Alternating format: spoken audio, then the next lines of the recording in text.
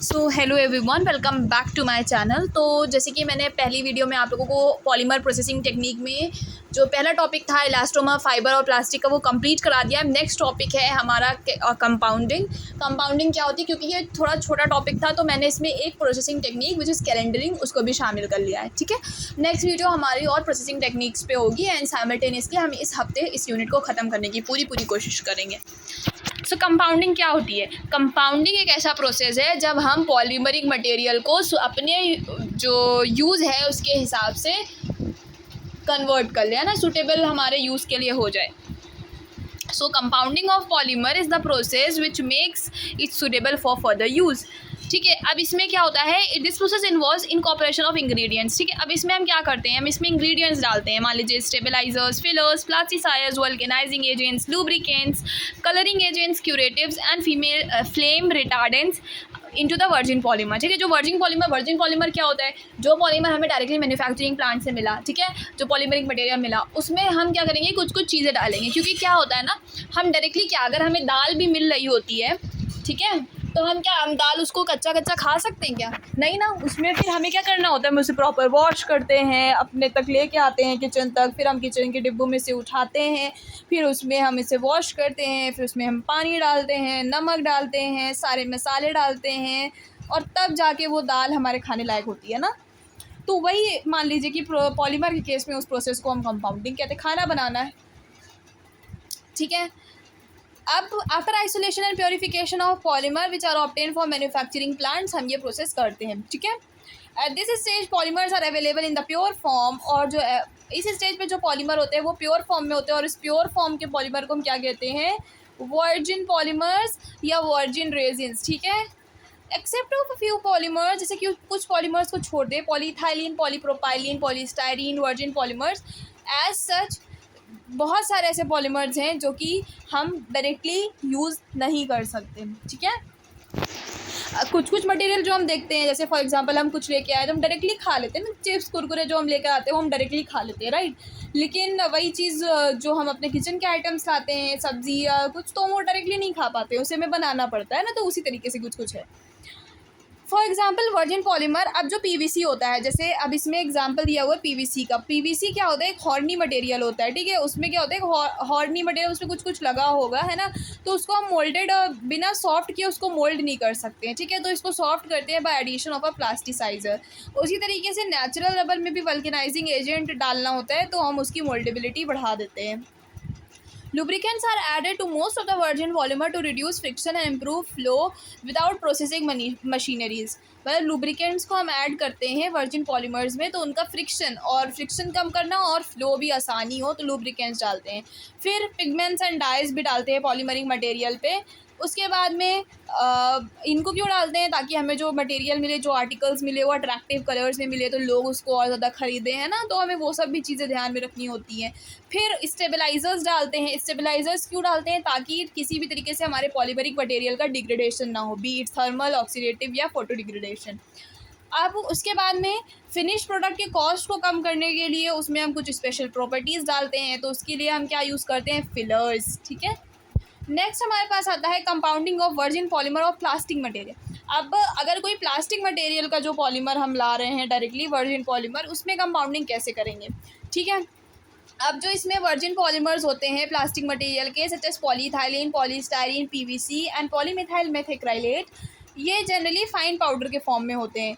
तो इनमें हम जो कंपाउंडिंग इंग्रेडिएंट डालते हैं वो भी फाइन पाउडर हो सकता है या लिक्विड के फॉर्म में हो सकता है। उसके बाद में ब्लेंडिंग कर देंगे वर्जिन पॉलीमर की एलिवेटेड टेम्परेचर या एम्बिएंट टेम्परेचर, दैट डिपेंड्स। ठीक है, उसके बाद में उसका much below the softening temperature, हम उसका क्या करते हैं, सॉफ्टनिंग टेम्परेचर से कम रहना चाहिए, ये ध्यान रखना है। उसके बाद में उसकी कंपाउंडिंग हो जाती है। नेक्स्ट है compounding of virgin polymers of elastomers. अब इलास्टोमर्स से कैसे करेंगे, so virgin polymer of elastomeric material such as natural rubber हो गया, SBR which is styrene butadiene rubber हो गया, या नाइट्राइल रबर हो गया, ये क्रम्स के फॉर्म में होते हैं। तो इनको हम थिक स्लैब्स कॉल्ड बेल्स में पहले हम इनको कन्वर्ट करते हैं।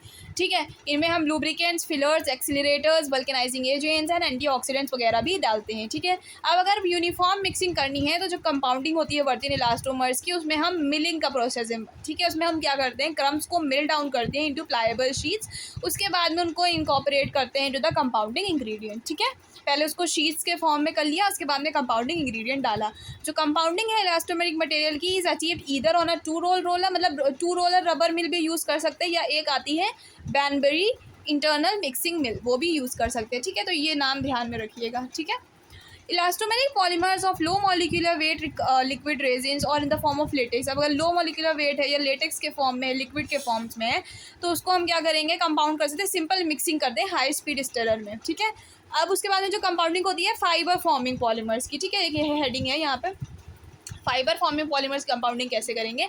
सो they generally do not require compounding, इसमें कंपाउंडिंग की ज़रूरत नहीं होती। इसमें हम डायरेक्टली क्या करते हैं, इंग्रेडिएंट जैसे कि फिलर्स या जो लुब्रिकेंट्स या स्टेबलाइजर्स, या डायरेक्टली उनको डाल देते हैं वर्जिन पॉलीमर सॉल्यूशन में और इनको मेल्ट कर लेते हैं बिफोर द स्पिनिंग प्रोसेस। जैसे मैंने आपको पिछली वीडियो में बताया था, जो फाइबर का जो प्रोसेस होता है जिससे हम फाइबर बनाते हैं, वो दैट इज़ थ्रू स्पिनिंग, ठीक है। अब नेक्स्ट हम बात कर लेते हैं प्रोसेसिंग टेक्निक्स की। प्रोसेसिंग टेक्निक्स क्या होती है कि बहुत सारी टेक्निक्स है जिसमें हम कंपाउंडेड पॉलीमर्स को या रेजिन्स को प्रोसेस कर सकते हैं और फिनिश प्रोडक्ट बना सकते हैं, ठीक है।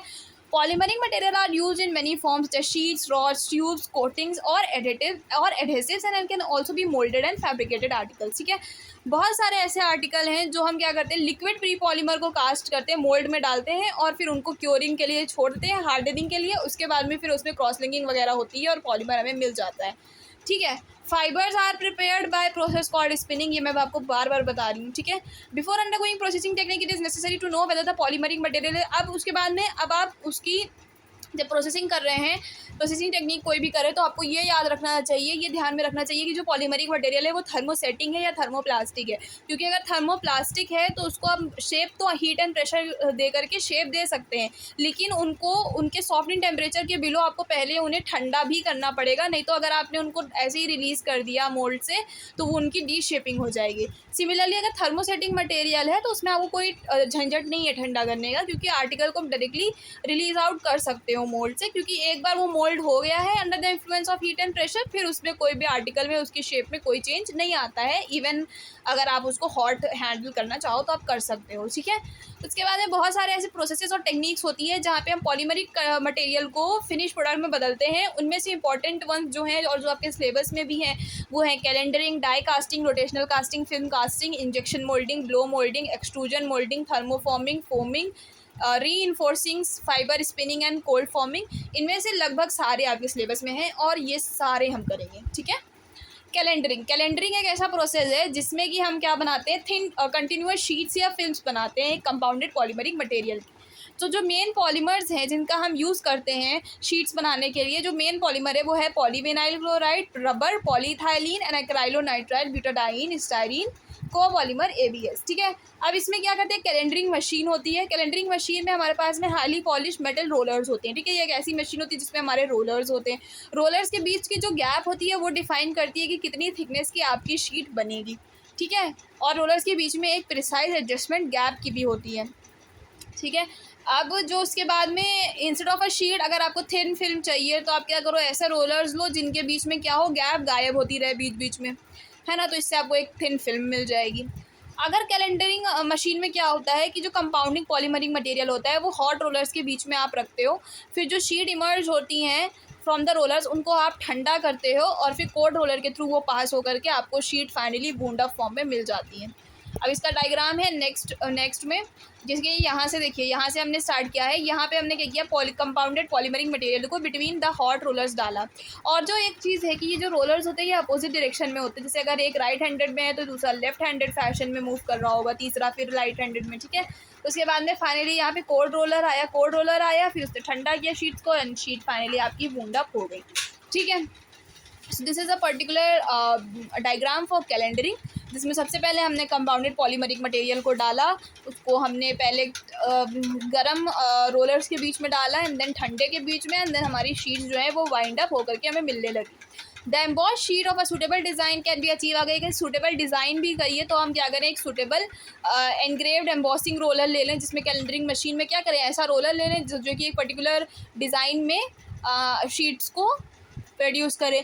Similarly special decorative vinyl floor tiles can be achieved by marbleization. फिर अगर विनाइल फ्लोर टाइल्स हैं आपको तो मार्बलाइजेशन कर सकते हो, जिसमें कि आप कंपाउंडेड जो पॉलीमरिक मटेरियल है उसका मिक्सचर अलग अलग कलर का डाल दो बिटवीन द कैलेंडर रोलर्स, ठीक है। तो this was all about calendering, this was the last slide which I wanted to discuss about.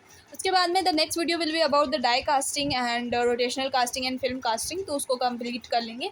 And या that was about it. I hope आपको वीडियो पसंद आई होगी, और अगर आई है then please don't forget to like, share and subscribe, and please share it among your friends and family, whoever needs the video maybe.